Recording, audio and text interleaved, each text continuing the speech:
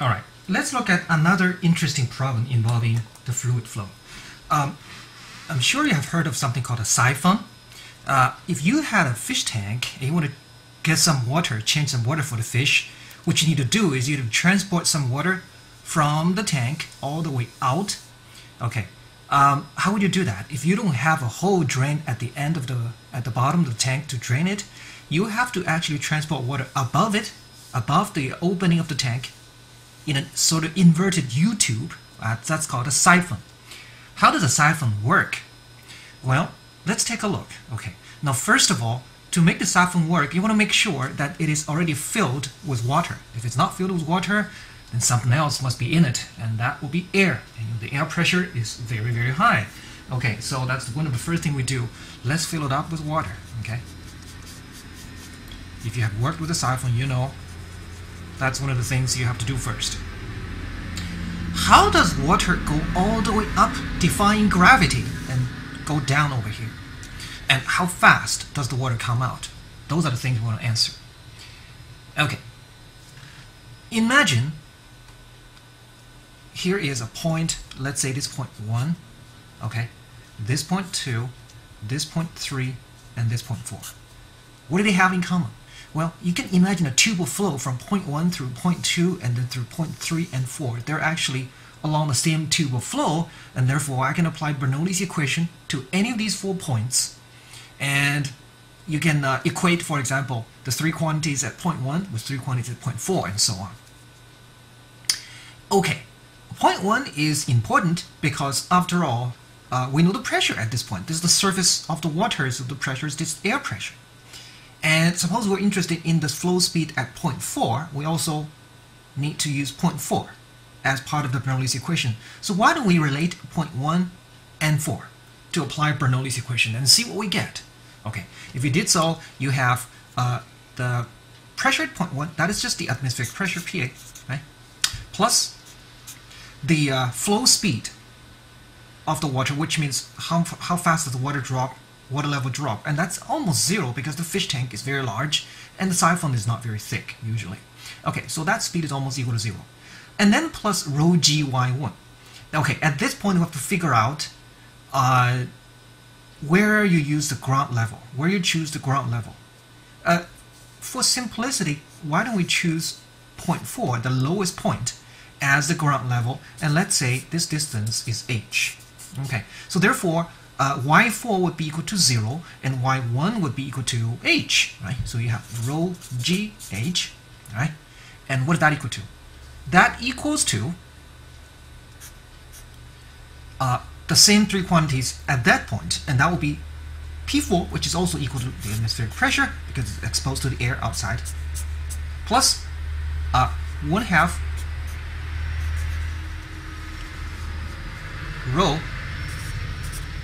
V4 squared, okay, plus another term which is rho g y4. Y4 is equal to 0 because we chose this level to be the ground level.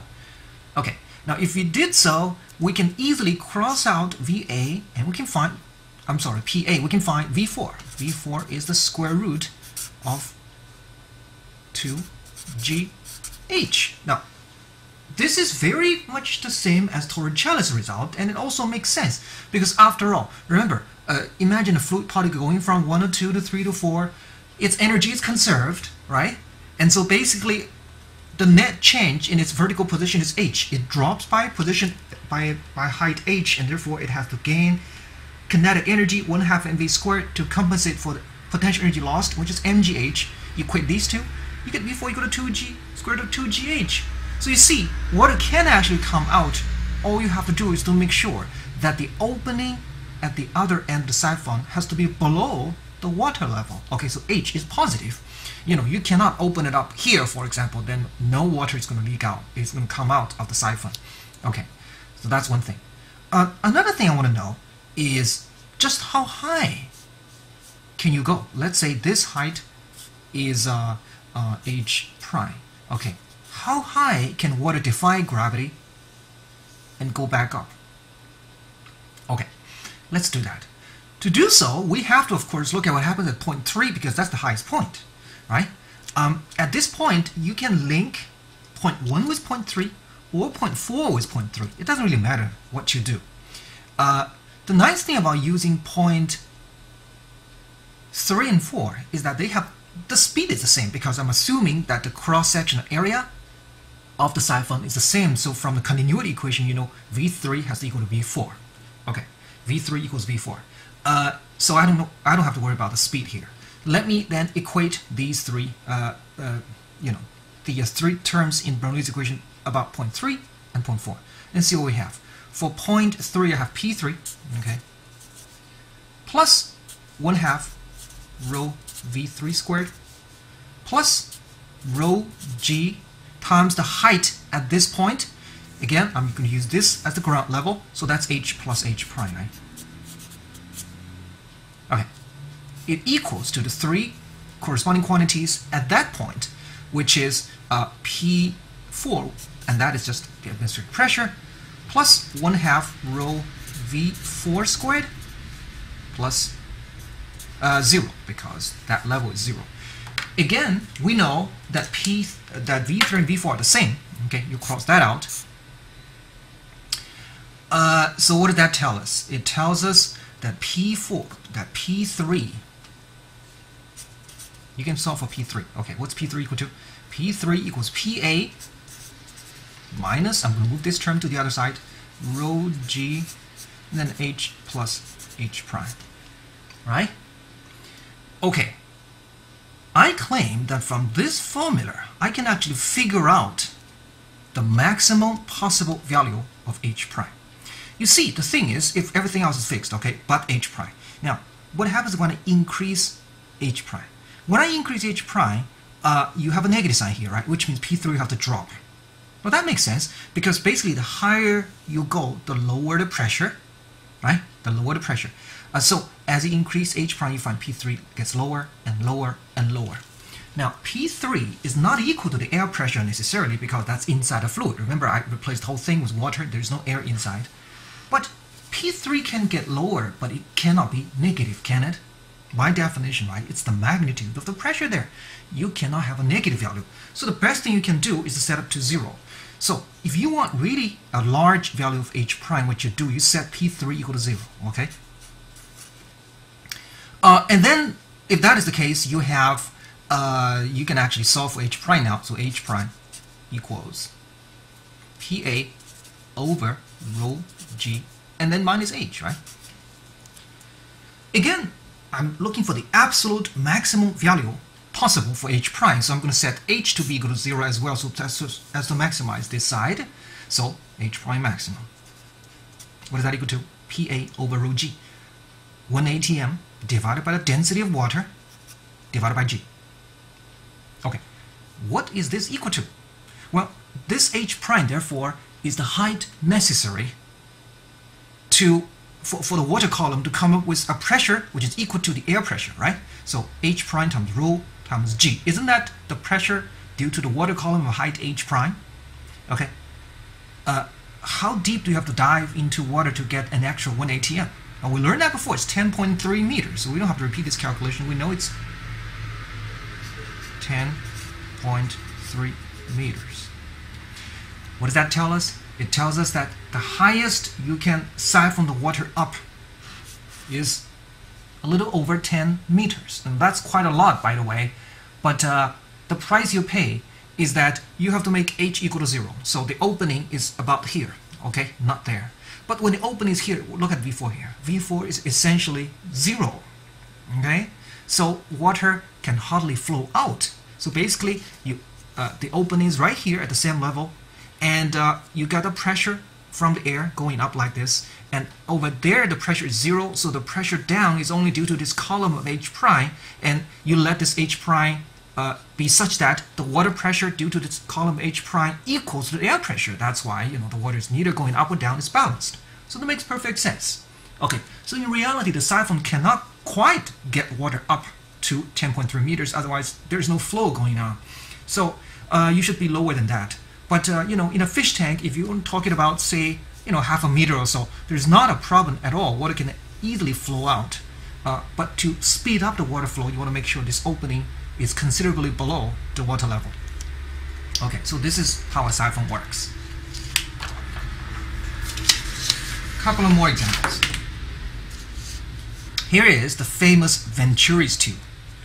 How does the Venturis Tube work? What is it used for?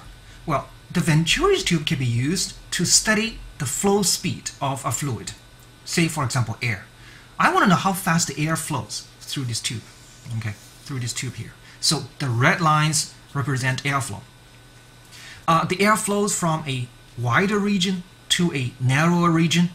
I want to measure the speed of this airflow. And the way I do that is to connect it to a U-tube. And inside that U-tube, I have a liquid. Okay, say water, whatever. Okay. Now, if there is no airflow at all, then you understand that the water level would be even, right? At both sides, right? Would be even. Because the air pressure going down here and the pressure going down here, the same, of course. The water level will be the same to equalize it. Okay, what happens is that the air actually flows. Now, as the air flows, due to the continuity equation, this is a narrower region, so it has to speed up, right? As it speeds up, what happens to the air pressure here? Well, it drops, right? Because the higher the speed, the lower the air pressure. So therefore, the air is going to press it down here with a lower pressure, P2. It's going to press it down here with a greater pressure, P1, because the airflow is slower. And because of that, that's going to break the balance of the water column. Therefore, the water is going to go a little bit higher here because there's lower pressure, a little bit lower here because of the higher pressure. Okay, so the water level is going to go up here and go down there. Okay, so the water will look like this. There is a difference in the height of the water on both sides, and that difference is h.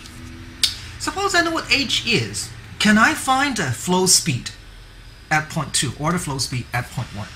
That is what we're going to find out. Well, assuming that we know the area here and the area there, right? So you got A1 V1 equals A2 V2. V1 is the flow speed here, V2 is the flow speed there. Okay, we're looking for either V1 or V2. Meanwhile, given V1 and V2, we can find the pressure P1 and P2 due to the airflow. Okay, I got P1 plus 1/2 rho V1 squared. Here, rho is the density of the air. Okay, not the density of the water, of course.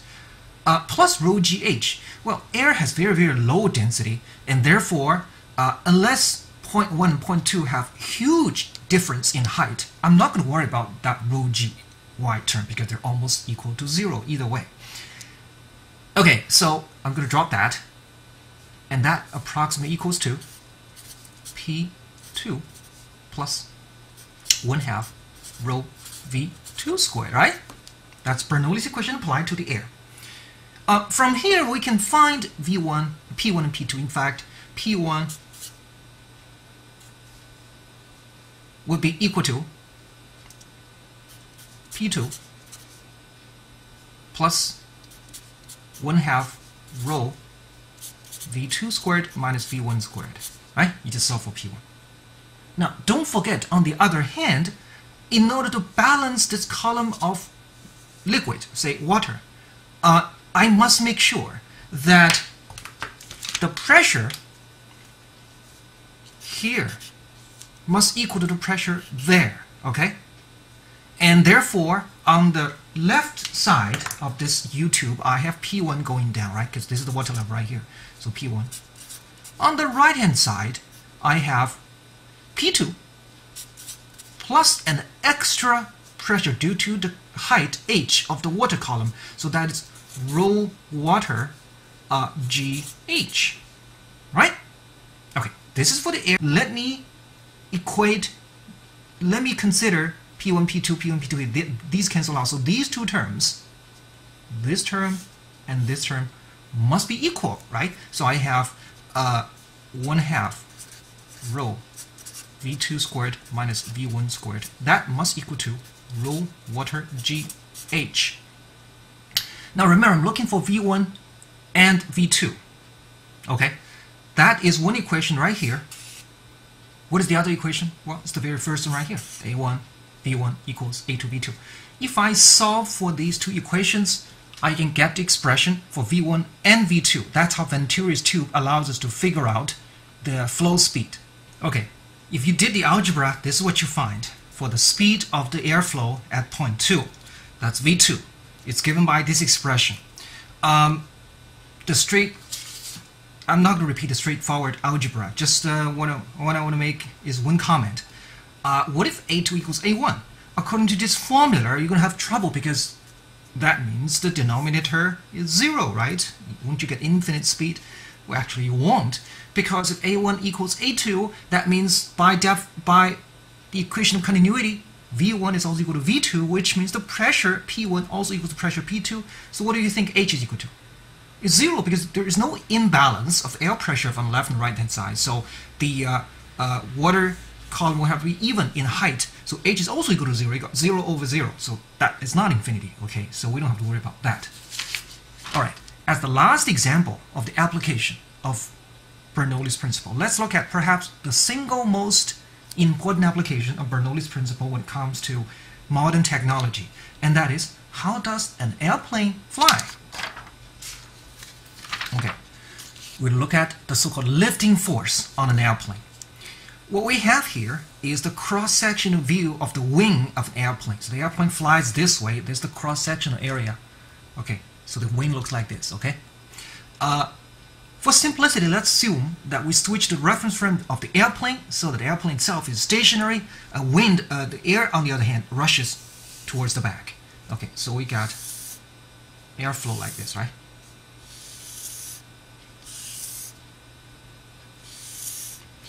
Like this.